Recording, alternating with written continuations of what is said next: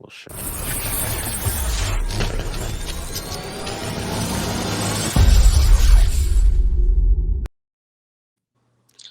Bradford, ever since being traded from Philadelphia, he's looked amazing. He's not just managing the game, he is taking it Sadly to the next enough, level. He's just finding 5 years receivers. ago, that was me. Minimal to no broadcasting training or any skills. I'm Jansen Harris, CEO of the Just Good Network. Over the last 5 years, I've come up with practical ways to get better speaking with confidence on camera and doing voiceovers. It doesn't matter if you're 5 years old, if you're 70, if you dropped out of high school, if you have a GED, if you have 15 years experience in a different field. There are practical techniques that you could do day by day to get better, week by week. And I have a training program for that. If you're interested in getting better in transparent and practical ways, inbox me today or visit us at justgoodnetwork.org. Let's get better together. I'm Jansen Harris with the Just Good Network. Jansen Harris here with the Flying High podcast. Joining me is Jalen Parker. What's up, man? Hey, what's up? I'm good. Look like you chilling, man. You having some fun? How's your day going? Pretty good. Got out of class, did a couple delivery works to make some money, and then I've just been chilling. I've been excited since you asked, so I did a little research, and I'm always ready to talk Falcons, so you know. Absolutely. Look, wanted to ask you, what's your thoughts on the Falcons signing Wayne Gallman? Do you think it was a smart move? I actually think it was a really smart move. You know, when we look at Mike Davis, he's presumptive RB1 for the team, right? But, Absolutely. you know, he came on really strong last year in Christian McCaffrey's absence, but he did kind of fade down the stretch. You know, he's probably not used to that heavy workload being put on him. And Wayne Gallman's somebody who, you know, he stepped up in the past for the Giants when Saquon Barkley, I mean, he's been missed most of the past 2 seasons. So Wayne Gallman, you know, he's not going to be a starting caliber running back, but if anything were to happen to Mike Davis, he's always going to be good in a pinch to spell him from off the field. And if Mike Davis is underperforming or, you know, struggles with injuries or whatnot, Wayne Gallman can step in and be a serviceable running back. Absolutely. I'm glad you said that because people forget back in 2020, 147 carries, 682 yards, 6 touchdowns. Those are some pretty good numbers. That's pretty good. Yeah. He had a receiving touchdown as well, too. 26 years old. He's back in Georgia, went to Grayson High School like myself. So happy to see the Georgia guy back. Put up great numbers at Clemson. I think this is smart. And I read an article today, and they hit it right on the point.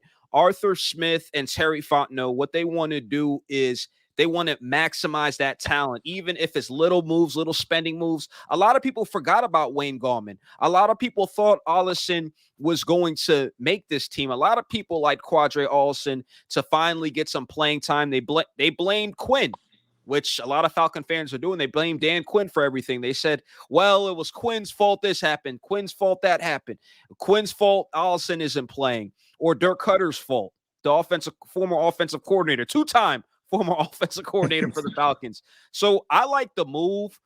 I think, to me, it looks like Mike Davis is going to obviously be the starter. He has a chip on his shoulder. He wants to show everybody that he can be RB1. He can lead that running back group. He can potentially be that 800 to 1,000-yard back the Falcons need. He could be the bruiser to soften up the defenses. And in a lot of Falcons fans' minds, if they get that running game, then this is a playoff team. So it's very important. And then you have Patterson. Cordell Patterson, who is going to be the running back. I think you're going to see him with sweeps. You're going to see a lot of little bubble screens. I think they'll put him out at wide receiver a little bit. There's no telling what they'll do, but we just have to assume that he's going to be used in a lot of different ways. He's going to be used as a running back, a lot of pitch plays, be able to use his speed. I think that'll help. But then you have Wayne Gallman, who I think Wayne Gallman's going to get a bunch of carries. He's going to get a lot of opportunities to prove that he is a pretty good running back. He's underrated, and he could show his talents. Do you see Wayne Gallman potentially being used in the red zone? The Falcons last season, they struggled a lot in the red zone. Do you see him potentially those third downs or maybe third and short by the goal line or maybe a little sneaky 3rd and 3 draws? Do you see them using him like that? Yeah, they very well could. I mean, he's shown he can power through defenders to get into the end zone. He can make people miss, and he has reliable hands in the passing game as well. So I would assume that anything they believe Mike Davis can do, they should also think that Wayne Gallman is capable of pulling off the same similar things. Maybe not as, talented, or maybe not as, shifty as a guy like Mike Davis is, but I think that there should never be a situation where they're scared to have Wayne Gallman in instead of Mike Davis. Yeah, I can't wait because I just assume, like you assume, Jalen, this running game, it should be better. I don't know about top 10 now. I don't want to get too excited too early, but I think this Falcons running game is going to be excellent. I'm curious to see how they use Patterson. I'm curious to see how they use Gallman, but I think both of them should have productive seasons. And I think Arthur Smith really wants to establish that running game. What he was able to do with Tennessee, with Derrick Henry, he wants to bring that same formula to the Falcons. So I like this signing. I think he is a better quality back than Quadre Allison. I'm not going to lie. I like it. Let's move on to a week from now, NFL start of the season. Everybody's excited. Everybody's excited to see Kyle Pitts. What's your expectations for Kyle Pitts week 1 against the Eagles? What do you expect from him? So honestly, I expect hopefully to see him line up a lot around the formation. We look at Kyle Pitts and everyone understands he's not going to be a people mover, on the line of scrimmage as a tight end, but where he brings that added value and what I really want to see, and I think what Falcons fans can expect to see is, him get one-on-one opportunities on the outside, as well as, maybe even playing in the slot a little bit more if there's ever a matchup that they want to exploit. And so honestly, I care more to see how he is used than to see a bunch of targets go his way. And I think that kind of is the big expectation, is to see him line up, especially seeing how well he can line up this early in the season. If he's able to play on multiple positions week 1, then the expectations for the rest of the season for him can honestly just immediately go up, because that would just mean that he's automatically a matchup nightmare and a little chess piece that they can move around the board to exploit things. Yeah, that one play, to piggyback off what you're saying, Jalen, in preseason, when they just did a little boot and they just design play to him, he's moving. He was moving. Yeah. Like he get down the field. Like defenders wanted to get out of the way. And I think that's what we should expect against the Eagles. I see Kyle Pitts being used a lot, lined up at tight end. I could see him a lot of cross patterns. I could see them testing him down the field, a lot of play action pass. I could see them hitting him on the boot. I could see him lined up at wide receiver. I could see him being used in red zone situations, in jump ball situations. I think that's how versatile Kyle Pitts and how important he's going to be to this Falcons offense. I definitely think the Falcons want to feature him early and often week 1.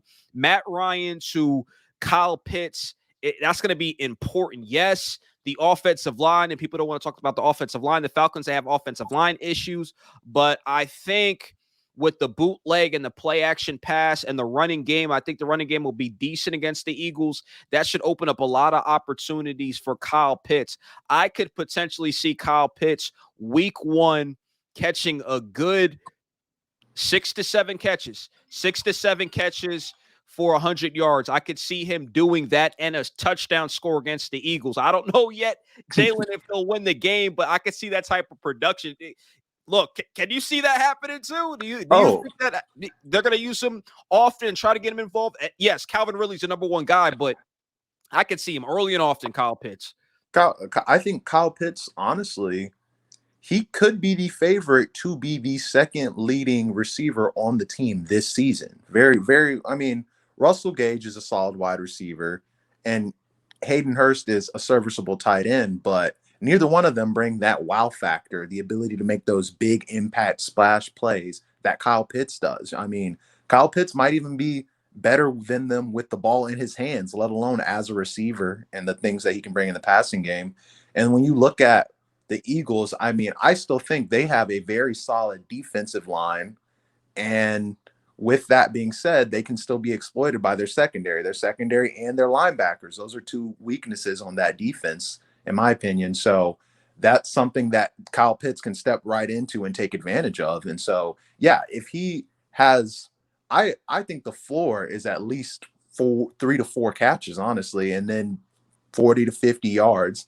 And yeah, if he gets a touchdown, I would not be, I could see him getting one or two. It's just one of those things. The sky's the limit, and I think that the floor for him is just super high, probably every game. I think the Falcons, the defense is still going to be, we don't know yet. But and so are we going to be surprised if week 1 Matt Ryan throws the ball 40, 45 times? So and if he does, then Kyle Pitts will for sure get his share of looks. Yeah. Some Falcon fans, they probably don't want that to happen if they want to establish the running game. But yet, look, if the running game is not there, yeah, Matt Ryan's got to drop back and throw 40, 50 times, and hopefully the offensive line blocks. But I'm with you on the defense. Will the defense show up? That's another story. Yeah. That's another question. We have to see how things rock because the Falcons defense, hopefully. To be decided. Yeah, the Eagles gave up a lot of sacks last year, though. That offensive line was injured. That offensive line was bad. So Dean Pease, hopefully the play calling and the blitzes, I think it could take advantage of the offensive line of the Eagles. I'm seeing a lot of articles, PPF, talking about the Eagles offensive line. Look, we have to see them because last time I seen the Eagles offensive line, and yes, there's some changes that were made, and yes, guys are healthier and it's different quarterback. They still got to prove themselves too. That brings me to my last questions here on the Flying High podcast, presented by the Level 1 Game Room and Your Future Media, and Jalen Parker here breaking everything down with me. Matt Ryan or Jalen Hurts? Who wins this quarterback matchup in week 1, in your opinion? Well, see, I always want to say Matt Ryan. Obviously, I go to the University of Alabama. I am a huge Jalen Hurts fan. Yeah. That being said, Matt Ryan is a proven veteran. We know what he brings, and we know that he is extremely consistent. We also know that last season, statistically, Jalen Hurts was one of the worst passing quarterbacks in the NFL. Now, obviously, like the Eagles were a mess last year, but so were the Falcons, and Matt Ryan still played fairly well the entire season. And so when I look at it, the biggest thing for me, I will take Matt Ryan over Jalen Hurts, and I expect him to play better. The issue is Jalen Hurts is going against the Falcons defense, and Matt Ryan is going against the Eagles defense. And while the Eagles defense might not be top tier, they still have some guys on that team that can make plays. I think of Darius Slay, Fletcher Cox, Brandon Graham. They still have some solid guys on that defense that, and like you said, we're talking about, the Falcons O-line, they have a lot of draft picks on there, but I mean, Fletcher Cox might be the second or third best defensive tackle in the NFL still. Okay. So when I think about that, I expect Matt Ryan to play better, but I will say that Jalen Hurts has a much easier path. Yeah, I'm going with Matt Ryan. I think Matt Ryan will throw. Let me go out and say this. I think Matt Ryan's going to play better. I'm going to say Matt Ryan throws at least 3 touchdown passes. I think this is the game, and I'm not too high on the Falcons going deep into the playoffs, this, that, and the third. But for some reason, I don't respect the Eagles that much. I think Jalen Hurts can make some plays, but it's a question mark. Yes, the Falcons secondary as a whole is not proven. There's some new guys there, and they're ranked one of the worst secondaries. I think Jalen Hurts will make some plays, but I think this is going to be a game where Matt Ryan, and yes, I've been critical, and other people, this is going to be one of those shut-up games. It's going to be one of those, hey, I'm still Matt Ryan. I can play at a high level. It's a new offense. I think he comes out hot. I could see this being a 3 to 4 touchdown passing game for Matt Ryan. Look, I say what I say about him, but we're talking particularly this game. I think Matt Ryan is going to play huge. I think Matt Ryan and Kyle Pitts obviously is going to be a matchup we have to watch for. They're both set to have good week 1s. Calvin Ridley should also have a field day. If the Falcons offensive line could be kind of solid, or kind of better than what we expect. I think this Falcons team is going to win by at least 2 touchdowns. I think Matt Ryan has a huge day. I don't think he's going to throw an interception. I'm pretty high on the Falcons week 1. Yes, the Eagles' defensive line, if they tee off early, then that just shuts down my That whole can be argument. scary. Yeah, it could be, Jalen, and I kind of feel you on that. I'm assuming you think Fletcher Cox is just going to go off and get to Matt Ryan consistently.